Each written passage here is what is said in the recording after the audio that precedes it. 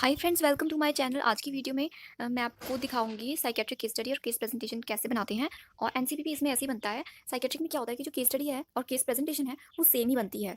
वो और एनसीपीस की तरह नहीं बनती है कि प्रेजेंटेशन में हम कंपैरेटिव स्टडी करेंगे और केस स्टडी में हम डिजीज कंडीशन लिखेंगे। वो नहीं होता है जैसे कि हम एमएस के सब्जेक्ट में या फिर अपना पीडियाट्रिक में करते हैं ना।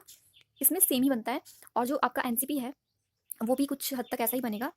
तो इसमें थोड़ा-सा आपको प्रॉब्लम हो सकती है देखने में, क्योंकि ये धुंधला-सा है जो फॉर्मेट है, मुझे कहीं से मिला और साफ़ नहीं दिखेगा ये, मुझे ऐसा लगता है। फिर आपको मैं थोड़ा-सा पढ़ के बता दूँगी। पेशेंट का आइडेंटिफिकेशन डाटा जैसे कि हम हर एनसीपी और केस स्टडी में लिखते हैं, वो आपको लिखना है। डायग्नोसिस में सिज़ोफ्रेनिया का है और चीज़ें आप सेम लिखोगे। मोड ऑफ एडमिशन वॉलंटरी है और इन्फॉर्मेंट आता है इसके अंदर कि कौन पेशेंट को लेकर आया, किसने पेशेंट की एडमिशन की। तो उनका नाम क्या है? उनका नाम है मिस्टर विरमल और वो ब्रदर है। और उनके साथ कब से पेशेंट के साथ वो स्टे कर रहे हैं, तो बाय बर्थ। फिर पेशेंट का चीफ कंप्लेंट्स हम लोग इसमें लिखेंगे कि पेशेंट को क्या प्रॉब्लम है जो वो एडमिट हुए। तो टोटल ड्यूरेशन ऑफ इलनेस उनकी 2 ईयर है। करंट एपिसोड एक्साइटमेंट का है। उनको हेलुसिनेशन भी है। और जो जो प्रॉब्लम्स हेलुसिनेशन की, इल्यूजन की, सिजोफ्रेनिया में रहती है वो हम लोग इसमें लिख देते हैं चीफ कंप्लेंट्स में। जैसे कि हम हर एक एनसीपी में लिखते हैं chief complaint, past medical surgical history, ये चीज़ें भी इसमें आएंगी। ऐसा नहीं है कि वो इसमें नहीं आएगी सिजोफ्रेनिया के पेशेंट में, सब कुछ वैसे ही आएगा। और दूसरा कोई डायग्नोस आपका है वो भी इसी तरह से आप बनाओगे, तो बुक सामने रख लेना अपनी साइकेट्री की, तो आपका बन जाएगा। फॉर्मेट आपको पता होना चाहिए, आप आगे तो बुक से बहुत आराम से बना सकते हो। प्रेजेंट इलनेस के बारे में हम लोग लिखते हैं इसमें कि पेशेंट का प्रेजेंटली क्या सिचुएशन है, वो लिखेंगे आप लोग इसमें। तो सिज़ोफ्रेनिया में क्या-क्या प्रॉब्लम होती है, ज़्यादातर अफेक्ट डिस्टर्बेंस होता है, एम्बिवेलेंस भी होता है एक प्रॉब्लम। यानी कि कॉन्ट्राडिक्टरी फीलिंग्स हो जाती है पेशेंट की एक ही पर्सन के लिए, कि ये मुझे मार भी सकता है, उसके टुवर्ड्स लव भी है और हेट भी है। यानी कि ऑटिस्टिक थिंकिंग, पॉजिटिव सुसाइडल उसका थॉट हो जाएगा, टेंडेंसी रहेगी। उसकी पास्ट साइकेट्रिक हिस्ट्री भी आपको लिखनी है। जैसे कि हम पास्ट मेडिकल हिस्ट्री लिखते हैं अपना एमएस के एनसीपी में, सर्जिकल हिस्ट्री लिखते हैं, वैसे आपको इसमें साइकेट्रिक हिस्ट्री लिखनी है कि उनको पहले भी ऐसी कोई प्रॉब्लम थी, तो हाँ उन्हें प्रॉब्लम थी। उन्होंने क्या किया था कि अटेम्प्ट टू सेल्फ हार्म, और फिर वो हॉस्पिटलाइज हुए थे 2018 में। उनका ट्रीटमेंट चल रहा है एंटीसाइकोटिक ड्रग और एंटी डिप्रेसेंट्स। फिर पास्ट मेडिकल हिस्ट्री भी लिखनी है। साइकेट्रिक तो हमने लिख ली, फिर मेडिकल भी आप लिखोगे कि मेडिकली उन्हें कोई प्रॉब्लम थी, तो उसमें लिखा कि हाँ उनको निमोनिया और कफ की प्रॉब्लम थी जिस वजह से वो हॉस्पिटलाइज्ड हुए हैं। और इसके बाद फैमिली हिस्ट्री आप लिख लोगे। इसमें फैमिली ट्री तो बनाना बड़ा ईजी काम है, ये तो बताने की ज़रूरत नहीं है मुझे। नेक्स्ट पेज पे चलते हैं हम। इसमें फैमिली की साइकेट्रिक हिस्ट्री की, फैमिली में कोई पेरेंट्स में मदर, उनको मम्मी पापा को कुछ है तो नहीं प्रॉब्लम साइकेट्रिक। फिर पर्सनल हिस्ट्री, ये बिल्कुल खाली इसमें रखा हुआ है, आप इसमें लिख सकते हो पेशेंट को कुछ हॉबीज़ उनकी पसंद है, कुछ उनकी हैबिट्स हैं वो आप लिख सकते हो। जैसे कि वो स्मोकर है, अल्कोहलिक है, वेजिटेरियन और नॉन वेजिटेरियन, उन्हें कुछ पसंद तो नहीं, जैसे कि किसी को फार्मिंग करना पसंद होता है, खेती बाड़ी करना। और क्या होता है वो, जैसे कि किसी को कपड़े सिलना पसंद होता है, बुक्स पढ़ना, टीवी देखना, मोबाइल चलाना, जो भी हॉबीज़ है पेशेंट से पूछो और लिख दो। नेक्स्ट आ जाता है जो चीज़ें सबसे ज़्यादा ज़रूरी है, वो अब इसमें आती है। Psychiatric psychiatric mental status examination, जो कि केस स्टडी में और साइकेट्रिक की केस प्रेजेंटेशन में और साइकेट्रिक के एनसीपी में लिखना होता है। मेंटल स्टेटस एग्जामिनेशन, इसके ऊपर मैंने पहले ही वीडियो बना चुकी है, वो वीडियो जरूर देखना। उसमें बहुत अच्छे से एक पेशेंट का हमने लिया था, तो वो बनाया है उसमें। और ये जो हमारा पेशेंट है इसका आपको जनरल अपीयरेंस एंड बिहेवियर लिखना होता है एमएससी जब हम करते हैं मेंटल स्टेटस एग्जामिनेशन। तो बिहेवियर आपको देखना है कैसा है उनका behaviour towards the examiner.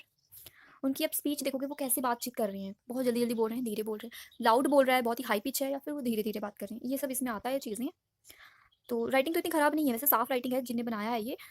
Mood and affect हम देखेंगे, सब्जेक्टिव मूड देखेंगे, ऑब्जेक्टिव। ये आंसर मुझे बहुत मुश्किल से मिला आपके लिए, थोड़ा धुंधला है ये, ब्लर्ड है, लेकिन आपको इससे काफ़ी हद तक मदद हो जाएगी। बाकी आपको कुछ चीज़ अगर समझ नहीं आती तो एक बार अपनी बुक खोलना साइकेट्री की, नहीं तो इंटरनेट से आपको मिल जाएगा, काफ़ी हद तक आपको इससे मदद हो जाएगी। मगर थॉट के बारे में हम लिखते हैं, जो नेक्स्ट पॉइंट आता है वो थॉट पेशेंट का कैसा है, उनके आइडियाज़ कैसे हैं। फिर परसेप्शन, परसेप्शन में क्या होता है कि जो सिजोफ्रेनिया पेशेंट होते हैं उनमें इल्यूजन हेलुसिनेशन प्रेजेंट होता है, उनको ये प्रॉब्लम रहती है।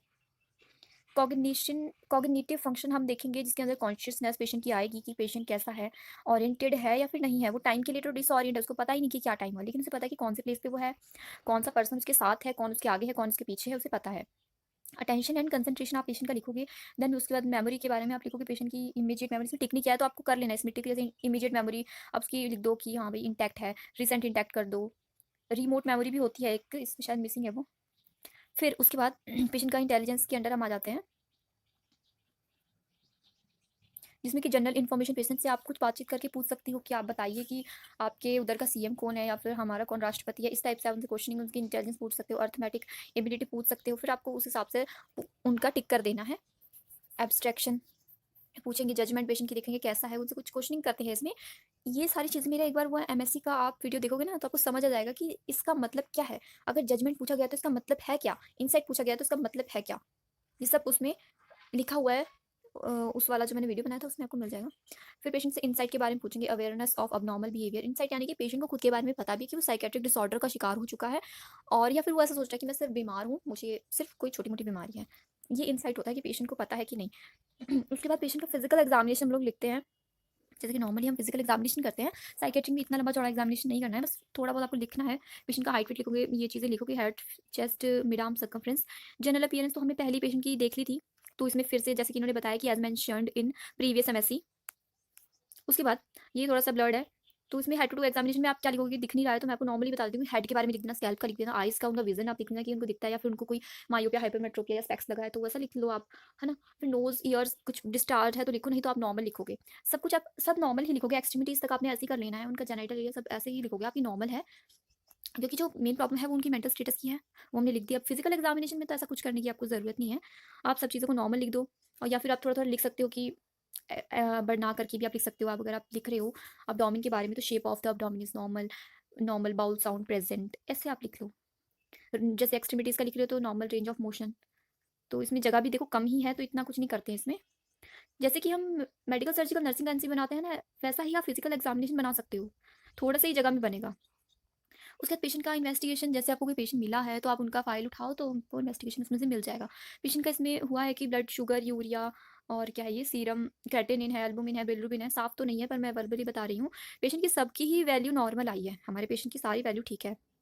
फिर आपको जो मेडिकल ट्रीटमेंट इसमें दी जाती है वो एंटीसाइकोटिक होती है, एंटी डिप्रेसेंट भी इसमें दी जाती है, और एंग्जियोलाइटिक जो ड्रग होती है ना, जो कि एंटी एंग्जाइटी में दी जाती हैं, बेंजोडाइजेपिन हो गई अपनी, और सीडेटिव हिप्नोटिक्स हो गई, इस टाइप की ड्रग्स भी सिजोफ्रेनिया के पेशेंट में दी जाती हैं। तो इसमें हेलोपेरिडोल है, सोडियम वाल्पोरेट दवाई है एक, इमिप्रामिन होती है, एंटी डिप्रेसेंट होती है ये, लोपेज है, लोराजिपाम है जो कि एंग्जियोलाइटिक ड्रग्स के अंदर आती है, सीडेशन हिप्नोटिक्स में, और हेलोपेरिडोल तो वो होती है, एंटीसाइकोटिक होती है। तो ये 4-5 दवाइयाँ आप लिख सकते हो, इसमें थोड़ा-सा आपको दिख नहीं रहा होगा, डोज़ अपनी बुक से आप एक बार देख लेना। तो दवाइयाँ आप समझ गए हो। मेडिकल ट्रीटमेंट में इतना कोई आपको टेंशन लेने की ज़रूरत नहीं है कि आपको दिखाई नहीं दे रहा है तो अब आप क्या लिखोगे। आप एक बार बुक देखो या फिर इंटरनेट से आपको मिल जाएगी सिज़ोफ्रेनिया की मेडिसिन, वहाँ से लिख लो आप। ईसीटी में हमने क्या किया है कि ईसीटी जो है सिज़ोफ्रेनिया के पेशेंट में दी जाती है। सिज़ोफ्रेनिया, डिप्रेशन और कोई मेनिया पेशेंट है ना, बाइपोलर, उसमें ईसीटी थेरेपी चलती है, दी जाती है। तो इसमें यूजुअली 8 टू 12 ईसीटी दी गई है, नीडेड है। और कैटाटोनिक स्टूपर जो होते हैं प्रॉब्लम, उसमें भी दी जाती है। पेशेंट एक ही जगह बैठा रहता है, किसी से बात नहीं करता। बिल्कुल जैसे कि मूर्ति बन जाना, मूर्ति वैसे ही बैठा रहेगा, एक ही पोज़ीशन में, बात नहीं करनी है, ना हिलना-डुलना। साइकोलॉजिकल थेरेपी, इसमें ग्रुप थेरेपी आप देख सकते हो, बिहेवियर थेरेपी, और सोशल स्किल ट्रेनिंग, जैसे कि कोई ऑक्यूपेशन थेरेपी भी आप इसको कह सकते हो। उसके बाद जो केस स्टडी के अंडर या फिर केस प्रेजेंटेशन के अंदर चीज़ आती है वो है comparison between patient and book. तो यहाँ पर हम कंपैरिजन करते हैं कि हमारी बुक में क्या था, हमने क्या पढ़ा सिज़ोफ्रेनिया के बारे में, और हमारे पेशेंट में हमने क्या क्या चीज़ें देखी, ऑब्जर्व करी। तो वो हम लिख लेते हैं यहाँ पर भी। डायग्नोस्टिक वैल्यूएशन है इसमें, और लास्ट में मैनेजमेंट है, थोड़ा सा साफ में नहीं दिख रहा है, और प्रोग्नोसिस। फिर आपको डायग्नोस जो चीज़ें ज़रूरी हैं वो लास्ट में आती है हमारी नर्सिंग डायग्नोसिस की, जिसके अंदर 4 डायग्नोसिस यहाँ लिखें कि डिस्टर्ब थॉट प्रोसेस है उनका, सेल्फ के deficit addition, risk for harm है, और इम्पेयर्ड हेल्थ स्टेटस मेंटेनेंस है उनका। फिर जैसे कि हम नर्सिंग प्रोसेस बनाते हैं वैसा ही नर्सिंग प्रोसेस बनेगा इसमें भी। पेशेंट का सब्जेक्टिव ऑब्जेक्टिव डाटा लिखते हैं, जैसे कि सब्जेक्टिव डाटा आप देख सकते हो, पेशेंट ने जो चीज़ बताई नीचे तक आ गया वो, ये कंप्लीट सब्जेक्टिव ही डाटा चल गया है। ऑब्जेक्टिव डाटा में डिल्यूजनल थिंकिंग ऑब्जर्व्ड, ये जो है वो एग्जामिनर ने या फिर हम लोग ने ऑब्जर्व किया। फिर आप डायग्नोज पेशेंट का लिखोगे, देन आप गोल्स सेट करोगे, आउटकम निकालोगे, इंटरवेंशन हम लोग को करना है, इम्प्लीमेंटेशन और इवैल्यूएशन। तो ये हमारा पहला डायग्नोस है। उसके बाद नेक्स्ट डायग्नोस ये वाला है, जिसमें कि आप असेसमेंट पेशेंट का करोगे, सब्जेक्टिव डाटा उसी तरह से हम सब्जेक्टिव डाटा करेंगे, देन हम ऑब्जेक्टिव डाटा निकालेंगे। फिर आपको डायग्नोस बनाना है, तो potential for violence, self directed और at other related to common hallucination, और गोल, इंटरवेंशन, इम्प्लीमेंटेशन, इवैल्यूएशन। आपको फॉर्मेट समझ आ रहा होगा तो आप आराम से बना पाओगे। तो इसमें 2 जो डायग्नोस है वो एक्सप्लेन कर दिए गए हैं, एंड लिस्ट कर दिए थे 4। उसके बाद हेल्थ एजुकेशन प्रोवाइड करना है आपको पेशेंट को, उनका अगर फैमिली मेम्बर्स है, उनका ब्रदर है उसको। तो थोड़ी-सी हेल्थ एजुकेशन दी, ड्रग्स दवाइयों के बारे में बताया, कुछ थेरेपीज़ के बारे में बता देना है आपको और लास्ट में अपने टॉपिक को कंक्लूड कर देना है। तो इतना हमारा ये जो साइकियाट्रिक का एनसीपी कह लो आप इसको, केस स्टडी, केस प्रेजेंटेशन इसी तरह बनेगा। हाँ, आप लोग ऐसा कर सकते हो कि अगर आप साइकियाट्रिक का एनसीपी बना रहे हो सिज़ोफ्रेनिया पे, किसी और टॉपिक पे, तो आप जो कंपैरेटिव स्टडी थी ना, इसमें टॉपिक जो था वो आप हटा देना, सीधे आप डायग्नोस पे आ जाना। फिजिकल एग्जामिनेशन के बाद सीधे आप डायग्नोस पे आ जाना, तो आपको समझ आ जाएगा। और मैं आपको एक बात बताती हूँ कि एक बिमला कपूर नाम से बुक है, अगर आपके पास वो बुक है, तो उसमें हर एक प्रॉब्लम का नर्सिंग डायग्नोस बने हुए हैं, जिस जैसे कि इसमें बने हैं ना बॉक्सेस में, इस तरह से उसमें आपको डायग्नोस मिलेंगे, पूरा फॉर्मेट मिलेगा नर्सिंग प्रोसेस का, असेसमेंट, डायग्नोस, आउटकम सब कुछ उसमें है। असेसमेंट तो शायद नहीं है, but diagnose, goal, intervention, implementation, evaluation, ये सब आपको मिलेगा। बिमला कपूर बुक है, उसमें येलो सी बुक थी, हमें मिली थी, उसमें था। तो उस बुक से भी आप बना सकते हो, अगर आपको इसमें क्लियरली नहीं दिख रहा है। और थोड़ा आपको हेल्प तो हो ही जाएगा वैसे इससे, इसमें धुंधला ज़रूर है, लेकिन आप हेडिंग्स देखकर समझ जाओगे कि आपको क्या-क्या उसके अंदर ऐड करना है। और थैंक यू फ्रेंड्स।